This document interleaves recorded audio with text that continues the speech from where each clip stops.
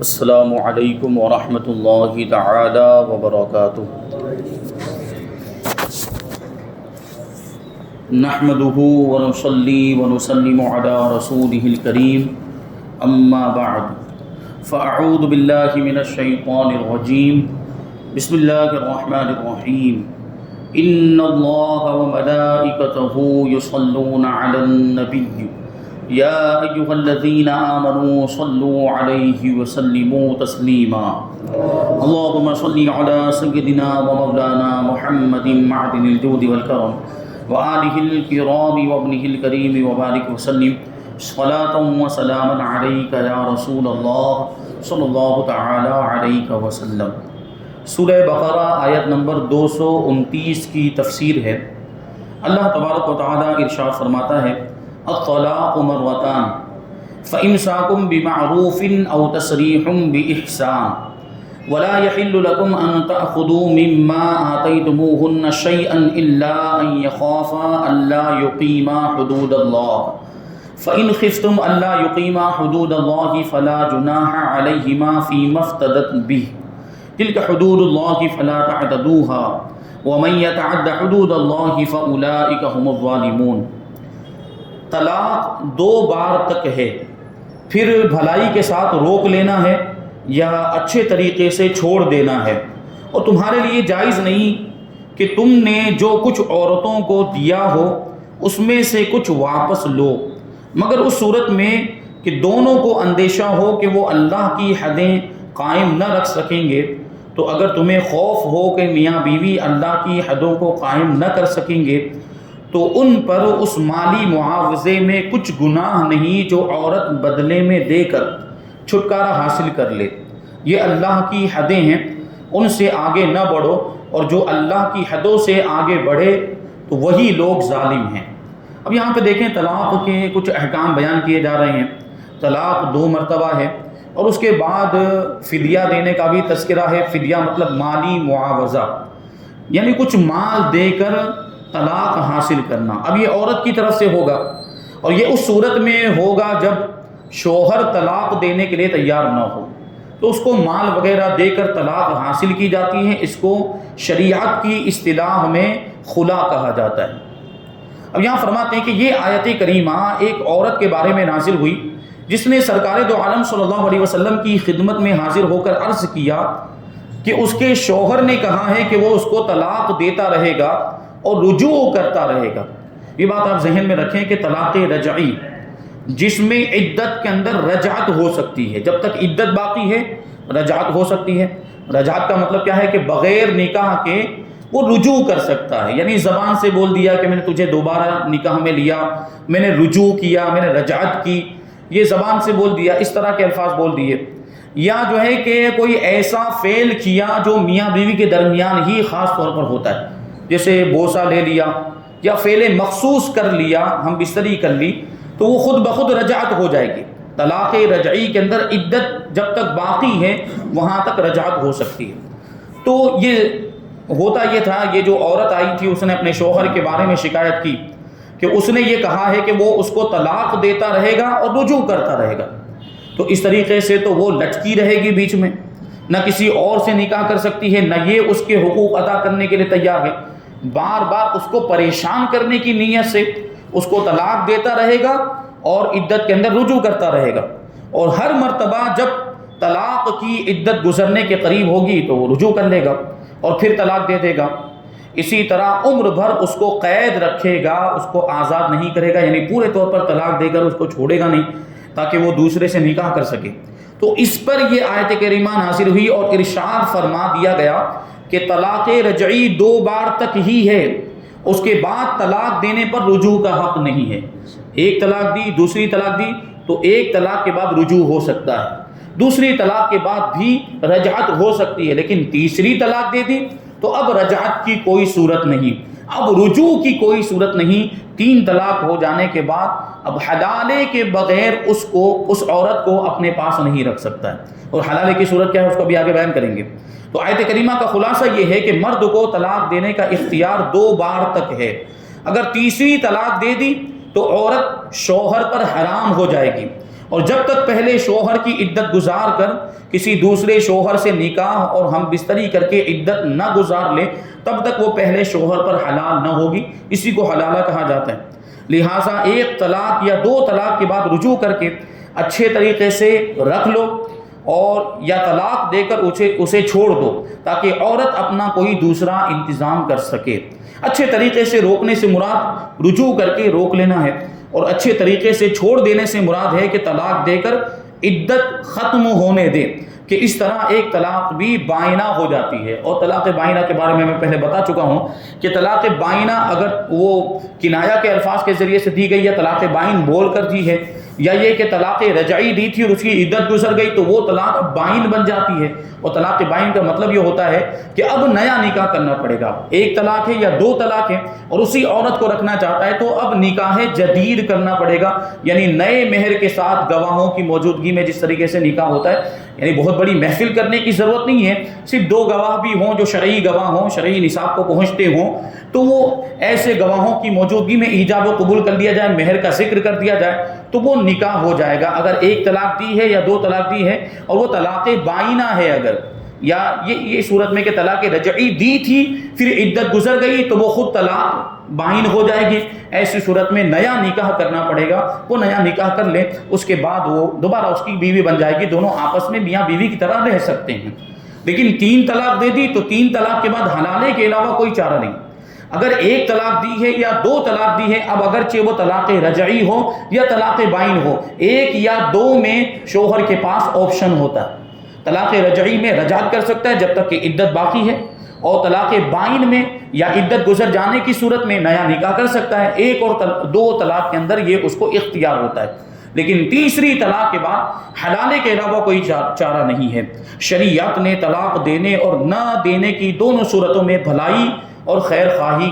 کا حکم فرمایا ہے۔ ہمارے زمانے میں لوگوں کی ایک بڑی تعداد دونوں صورتوں میں الٹا چلتی ہے، طلاق دینے میں بھی غلط طریقہ اور بیوی کو رکھنے میں بھی غلط طریقہ اختیار کرتے ہیں۔ اللہ تعالیٰ ہدایت عطا فرمائے۔ معاملات یہی ہیں، طلاق دینے کا جو صحیح طریقہ جو ہمیں اسلام نے بتایا، اللہ رسول نے بتایا، اگر طلاق دینی ہو تو اس طریقے کے مطابق دینی، وہ بھی ظاہر سی بات ہے معلومات ہونی چاہیے، تبھی تو پتہ چلے گا کہ طلاق کیسے دی جاتی ہے، طلاق کی کتنی قسمیں ہیں اور شوہر کو کتنی طلاق کا اختیار ہے اور کتنی طلاق کے بعد وہ رجوع کر سکتا ہے، طلاق رجعی کا کیا مطلب ہوتا ہے، طلاق بائن کا کیا مطلب ہوتا ہے، تو یہ ساری چیزیں، طلاق احسن، طلاق حسن، طلاق بدعی، سنت کے مطابق طلاق دی جائے وہ کون سی طلاق ہوتی ہے، یہ سارے احکام اگر آپ نکاح کر رہے ہیں، شادی شدہ ہیں، تو آپ کے لیے جاننا ضروری ہے۔ اگرچہ آپ نے ابھی یہ سوچا ہوا ہے کہ ہمیں تو طلاق تھوڑی دینی ہے، ہمیں تو طلاق کی کیا ضرورت ہے، تو لیکن بہرحال آپ نکاح والے ہیں، آپ شادی شدہ ہیں، تو خدا نہ خواستہ کبھی کچھ معاملات ہو گئے، کیونکہ یہ معاملہ جو ہوتا ہے وہ یہ سوچ سمجھ کے نہیں ہوتا، یہ پہلے سے پلاننگ کر کے نہیں کرتے ہیں، یہ طلاق کے معاملات عام طور پر ایسا نہیں ہوتا۔ ہاں کبھی ایسا ہو سکتا ہے کہ بہت برداشت کر لیا، بہت صبر کر لیا، بڑے معاملات تھے اور اب آپس میں نبھانے کی کوئی صورت نہیں رہ گئی، پھر منصوبہ بندی کی جاتی ہے، طلاق کی پلاننگ کی جاتی ہے، اور تب جا کے وہ کبھی ایسا ہوتا ہے کہ پورے بندوبست کے ساتھ طلاق دی جاتی ہے، منصوبہ بندی کے ساتھ، پلاننگ کے ساتھ دی جاتی ہے، یہ کبھی کبھی ایسا ہوتا ہے، ورنہ تو عام طور پر کیا ہوتا ہے، جھگڑا ہوا اور زبان سے الفاظ نکال دیے، فائرنگ کر دی، یہ ہوتا ہے۔ اور معلومات نہ ہونے کی وجہ سے اس میں اکثر گڑبڑ ہو جاتی ہے اور آدمی ایک پر رکتا ہی نہیں بلکہ دو پر بھی نہیں رکتا، سیدھا 3 مرتبہ بول دیتا ہے اور اس کے بعد حلالے کے علاوہ کوئی چارہ نہیں تو پھر ادھر بھاگتا ہے ادھر بھاگتا ہے، پریشان ہوتا ہے۔ تو اس لیے پہلے سے طلاق کی معلومات ہونی چاہیے۔ اب یہاں پہ یہ جو فرمایا کہ وَلَا يَحِلُّ لَكُمْ، اور تمہارے لیے حلال نہیں ہے، تمہارے لیے حلال نہیں ہے کہ اس مال میں سے کچھ واپس لے لو جو تم نے بیویوں کو دیا ہوا ہے۔ یہاں بوقت طلاق عورت سے مال لینے کا مسئلہ بیان کیا جا رہا ہے۔ اس کی 2 صورتیں ہیں، پہلی یہ کہ شوہر اپنا دیا ہوا مہر واپس لے لے اور یہ بطور خلا نہ ہو، خلا کے طور پر نہ ہو، یہ صورت تو سراسر ناجائز و حرام ہے، کیونکہ مہر یہ عورت کا حق ہے، وہ آپ واپس نہیں لے سکتے زبردستی واپس، اب وہ اپنی رضامندی سے دے رہی ہو، اپنی خوشی سے دے رہی ہو تو الگ بات ہے، لیکن یہاں طلاق دیتے وقت وہ مال واپس لے لینا جو مہر کے طور پر دیا گیا تھا، وہ اگر وہ خلا کے طور پر نہیں لے رہا ہے تو یہ حرام ہے۔ یہ مضمون سورہ نساء کی آیت نمبر 20 اور 21 میں بھی موجود ہے۔ وہاں فرمایا کہ تم بیویوں کو ڈھیروں مال بھی دے چکے ہو تو طلاق کے وقت اس سے لینے کی اجازت نہیں ہے۔ اور دوسری صورت یہ ہے کہ عورت مرد سے خلا لے، کہ شوہر خود طلاق دینے کے لیے تیار نہیں ہے، تو بیوی یہ سوچ رہی ہے کہ میں کچھ مال دے کر یا جو میرا مہر ہے وہ مہر ہی دے کر طلاق حاصل کر لوں، تو عورت مرد سے خلا لے اور خلا میں عورت مال ادا کرے، اس صورت کی اجازت ہے۔ اور آیت میں جو فرمایا کہ عورت کے فدیہ دینے میں کوئی حرج نہیں، اس سے یہی صورت مراد ہے، یعنی خلا والی صورت مراد ہے۔ لیکن اس صورت میں بھی یہ حکم ہے کہ اگر زیادتی اور ظلم و ستم مرد کی طرف سے ہو تو خلا میں مال لینا مکروہ ہے، یعنی اب اس نے ظلم کیا، اس کے ظلم کی وجہ سے وہ تنگ آ کر طلاق مانگ رہی ہے، وہ خلا لینا چاہتی ہے، پھر بھی یہ اس پر مال دے رہا ہے، تو اس کو مال لینا مکروہ فرمایا گیا۔ اور اگر زیادتی عورت کی طرف سے ہو، نافرمانی کرتی تھی، عورت کا کہا نہیں مانتی تھی، وغیرہ مسائل تھے، اور اس کی وجہ سے یہ خلا کے معاملات ہو رہے ہیں، تو پھر مال لینا درست ہے، لیکن مہر کی مقدار سے زیادہ لینا پھر بھی مکروہ ہے۔ نہیں، اگر زیادتی عورت کی طرف سے بھی ہو، پھر بھی خلا میں جو مال عورت کی جانب سے شوہر لے گا وہ مہر سے زیادہ نہیں ہونا چاہیے، جتنا مہر مقرر ہوا تھا 5,000 10,000 وہ اتنا ہی لے، اس سے زیادہ لینا اس کے لیے مکروہ ہے۔ بہرحال اگر اس سے زیادہ لے بھی لیتا ہے، اگر ابھی تو آج کل کتنے معاملات ہیں کہ لاکھوں لاکھ کا مطالبہ ہوتا ہے، اگر لے بھی لیا 1 لاکھ 2 لاکھ 4 لاکھ 5 لاکھ لے بھی لیا، پھر بھی خلا تو ہو جائے گا، خلا درست ہو جائے گا۔ اور خلا ایک طلاق بائن کے حکم میں ہوتا ہے، خلا جیسے ہی ہوا، اس نے جیسے ہی خلا کے الفاظ بولے، وہ عورت نکاح سے فوراً باہر ہو جائے گی، اور اب وہ دوسری جگہ چاہے تو وہ عدت گزارنے کے بعد نکاح کر سکتی ہے۔ لیکن یہاں اس شوہر کو اب رجعت کرنے کا اختیار نہیں رہے گا، خلا والی صورت کے اندر پہلے شوہر کو رجوع کرنے کا اختیار نہیں رہے گا، کیونکہ وہ طلاق بائن کے حکم میں ہوتا ہے۔ خلا کے بعد بھی اگر وہ اپنی اسی بیوی کو رکھنا چاہتا ہے تو پھر نیا نکاح کرنا پڑے گا، یہ صورت اختیار کر سکتے ہیں۔ اب یہاں پہ خلا کے چند احکام بیان کرتے ہیں کہ بلا وجہ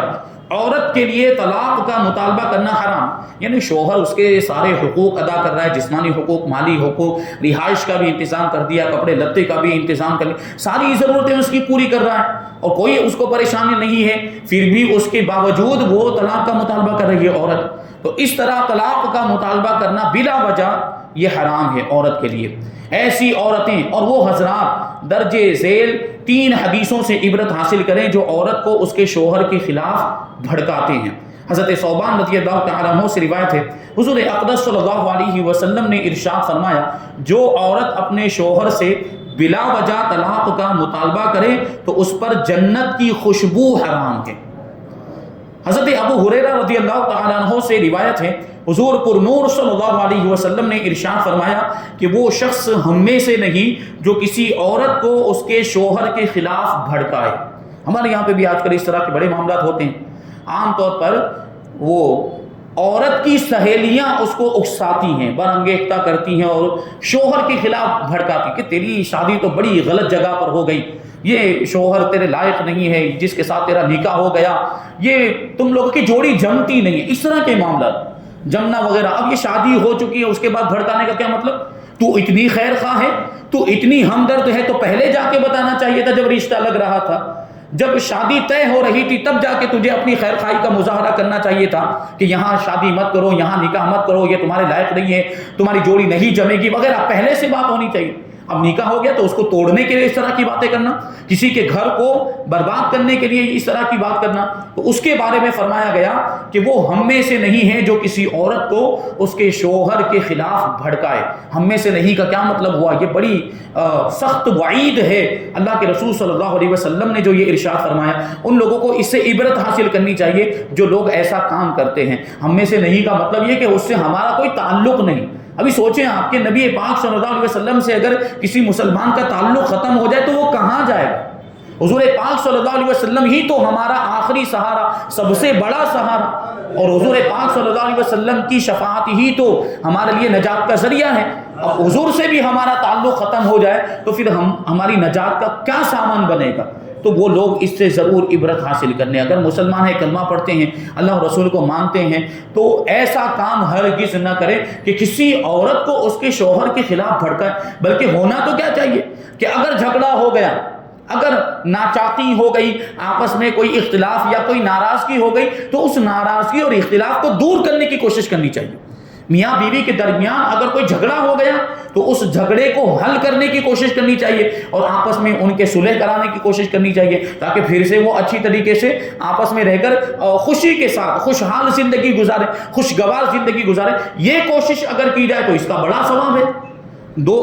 لوگوں کو، دو مسلمان اگر عام مسلمان آپس میں جھگڑا کر رہے ہوں اور ان کو آپس میں ان کے درمیان اگر صلح کرائی جائے تو اس کا بڑا ثواب ہے۔ تو میاں بیوی کے درمیان اگر صلح کرائی جائے تو اس کا تو قرآن مجید کے اندر بھی حکم دیا گیا، تو وہ آدمی بڑے ثواب کا مستحق ہوگا۔ حضرت جابر رضی اللہ تعالیٰ عنہ سے روایت ہے، نبی کریم صلی اللہ علیہ وسلم نے ارشاد فرمایا، ابلیس اپنا تخت پانی پر رکھتا ہے، پھر وہ اپنے لشکر روانہ کرتا ہے، اپنے چیلوں کو روانہ کرتا ہے۔ اس کے نزدیک سب سے زیادہ مقرب وہ ہوتا ہے، اس کا سب سے زیادہ خاص وہ ہوتا ہے جو سب سے زیادہ فتنہ ڈالتا ہے، کیونکہ شیطان کا کام ہی ہے فتنہ ڈالنا، لوگوں کو گمراہ کرنا۔ تو اس کے چیلوں میں، اس کے لشکریوں میں جو سب سے زیادہ فتنہ ڈالتا ہے، سب سے زیادہ لوگوں کو گمراہ کرتا ہے، وہ اس کے نزدیک سب سے زیادہ مقرب ہو جاتا ہے۔ اس کے لشکر میں سے ایک آ کر کہتا ہے کہ میں نے ایسا ایسا کیا ہے، میں نے یہ کارنامہ کیا ہے، وہ کہتا ہے تم نے کچھ نہیں کیا۔ پھر ان میں سے ایک شخص آ کر کہتا ہے کہ میں نے ایک شخص کو اس حال میں چھوڑا کہ اس کے اور اس کی بیوی کے درمیان جدائی کروا دی۔ تو ابلیس اس کو اپنے قریب کر کے کہتا ہے ہاں تم نے کچھ کام کیا ہے، یعنی ایسے اپنے چیلے پر، ایسے اپنے لشکری پر ابلیس بھی خوش ہوتا ہے کہ میاں بیوی کے درمیان جدائی ڈال دی، کہ میاں بیوی کے درمیان جدائی ہو اور اس کی وجہ سے صرف وہ دو لوگوں کو مشکلوں کا سامنا نہیں ہوتا ہے، اور اس کی وجہ سے دو خاندانوں میں مسائل پیدا ہوتے ہیں، دو خاندانوں کے تعلقات ختم ہو جاتے ہیں، بسا اوقات دو علاقوں میں بھی اختلافات ہو جاتے ہیں صرف دو لوگوں کے جھگڑے کی وجہ سے۔ تو اس طریقے سے شیطان اپنا کام کرتا ہے۔ خلا کا معنی مال کے بدلے میں نکاح زائل کرنے کو خلا کہتے ہیں۔ مال دے کر، عورت مال دے اور اس کے بدلے میں نکاح ختم کیا جائے، اس کو خلا کہا جاتا ہے۔ خلا میں شرط یہ ہے کہ عورت اسے قبول کرے، عورت مال دے اور شوہر کہے کہ ہاں میں نے تجھ سے خلا کیا، اور بیوی قبول کر لے کہ ہاں میں نے قبول کیا، تو اس طریقے سے یہ خلا ہو جائے گا۔ جبکہ طلاق کے اندر عورت کا قبول کرنا شرط نہیں ہے۔ شوہر نے طلاق دے دی، اب عورت نے قبول کیا ہو یا نہ قبول کیا ہو، طلاق واقع ہو جاتی، طلاق پڑ جاتی۔ بلکہ عورت سامنے موجود نہ بھی ہو، شوہر نے اپنی بیوی کی طرف نسبت کرتے ہوئے طلاق کے الفاظ بول دیے، تب بھی طلاق واقع ہو جائے گی۔ تنہائی میں، اکیلے میں، جہاں کوئی اور موجود نہیں ہے، وہاں پر بھی اگر طلاق کے الفاظ بول دیے تو طلاق واقع ہو جائے گی۔ عورت کی طرف نسبت ہونی چاہیے۔ اگر میاں بیوی میں نا اتفاقی رہتی ہو تو سب سے پہلے میاں بیوی کے گھر والے ان میں صلح صفائی کی کوشش کریں۔ ایسا نہیں کہ تھوڑا سا بھی جھگڑا ہوا، چھوٹا سا کوئی معاملہ ہو گیا تو طلاق تک بات پہنچ جائے، نہیں، کیونکہ میں نے اس سے پہلے بھی کہا کہ نکاح یہ کوئی کھیل کود نہیں ہے، نکاح یہ کوئی مذاق نہیں ہے۔ نکاح کا حکم اللہ نے دیا ہے، نکاح کا حکم اللہ کے رسول صلی اللہ علیہ وسلم نے دیا، یہ انبیاء کرام کی سنت ہے، یہ ابن آدم کی نسل کو آگے بڑھانے کا ذریعہ ہے، اس میں اللہ تبارک و تعالیٰ کی بھی رضا ہے اور انبیاء کرام اور رسولان اعظام اور ہمارے نبی حضور پاک صلی اللہ علیہ وسلم کی بھی رضا ہے۔ تو یہ کوئی مذاق نہیں ہے کہ اس کو ایسے ہی طلاق دے کر ختم کر دیا جائے۔ تو اگر کوئی معاملہ ہو جائے، کوئی اختلاف ہو جائے، تو جہاں تک ہو سکے اس اختلاف اور جھگڑے کو دور کرنے کی کوشش کرنی چاہیے۔ دونوں کے گھر والے، لڑکی کے گھر والے بھی اور لڑکے کے گھر والے بھی، یہ نہ ہو کہ وہ چنگاری میں وہ تیل ڈالنے کا کام کریں، آگ کو اور زیادہ بھڑکائیں۔ میں نے اس سے پہلے بھی کہا کہ لڑکی کے میکے والے عام طور پر یہ کرتے ہیں، نادانی میں یا جہالت کی وجہ سے کرتے ہیں، جوش میں آ جاتے ہیں، جذبات میں آ جاتے ہیں، اور ہم یہ اس طرح کے معاملات کہ ہم تو بٹھائیں گے، ہم تو رکھیں گے، ہم کھلائیں گے، ہمارے پاس کوئی کمی ہے۔ میں اس سے پہلے بھی عرض کر چکا ہوں کہ وہ بھائی لوگ جو اس طرح کے دعوے کرتے ہیں کہ ہم اپنی بہن کو پوری زندگی پال سکتے ہیں، آپ پال سکتے ہیں، اس کو کھلائیں گے، پلائیں گے، اس کی یہ ضرورتیں کپڑے وغیرہ کی پوری کر دیں گے، لیکن جو اس کی جسمانی ضرورت ہے وہ کون پوری کرے گا؟ اگر وہ گناہ کی طرف جاتی ہے، بدکاری کرتی ہے، زنا میں مبتلا ہوتی تو اس کا کون ذمہ دار ہوگا؟ یہ معاملات ہوتے ہیں آج کل بھائیوں کے۔